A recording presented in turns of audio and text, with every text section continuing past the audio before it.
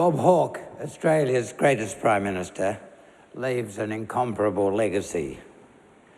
A modern nation, more prosperous, more fully enmeshed in a dynamic and assertive region, still enjoying the benefits, economic, social and environmental, of visionary, hard-fought reform. The achievement of national interest prevailing over vested interests seems unattainable in 2019. What made it possible then? That is a story of leadership of many parts. Public education on the imperative of change, long-time perspectives on policy and sustained gradual movement towards objectives, disciplined management of government and public policy, and a social democratic policy framework that gave ordinary Australians confidence that they would not be stranded by change.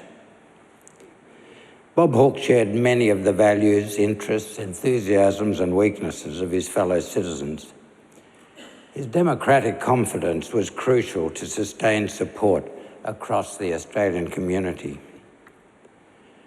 Knowledge is power is the motto of Perth Modern School, Bob Hawke's old school and mine.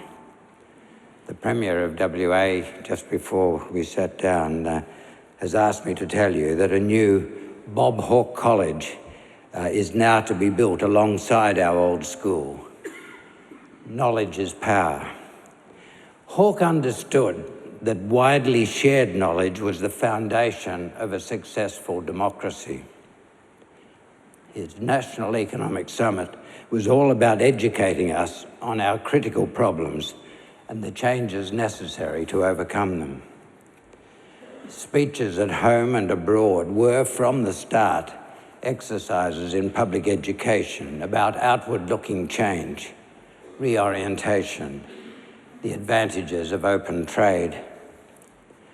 Hawke said that we should be the clever country, built on our brains and knowledge. One of his proudest achievements was a transformational increase in the numbers of Australian school children completing Year 12. He implemented the policies through which Australia became a leading place of learning for international students.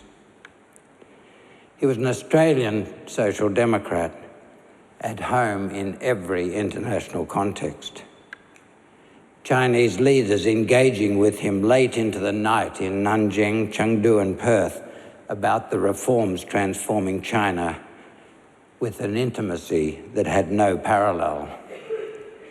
Making sure through his close friend, Secretary for State George Shultz, that the US was never surprised by what we were doing in China.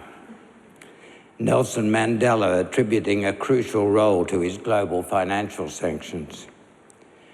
Using his high personal standing to draw together the leaders of the Asia-Pacific to form APEC.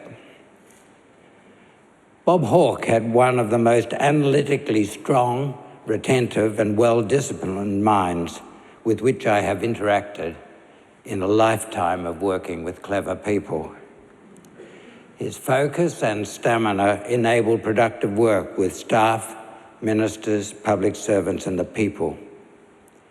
He had always read in good time a paper prepared for him, usually overnight. He respected the public service as a rich resource of knowledge, experience, and analytic capacity. He was the purposeful leader of a ministry of unequalled talent, ensuring prominence for Bill Hayden and his supporters, setting priorities for reform, letting ministers get on with the job, and talking things through face-to-face when they did not go to plan. We in his office loved going to work. Our interactions could be shocking in their honesty. Hawke expected to be told forcefully if any of us thought a government position or prime ministerial idea was unsound. And he took full personal responsibility for a position based on advice when political gales blew against it. Bob Hawke showed us how good democratic government can be. Amidst the daunting contemporary realities, his life as Prime Minister gives hope for a democratic future with broadly shared prosperity for our country and for humanity.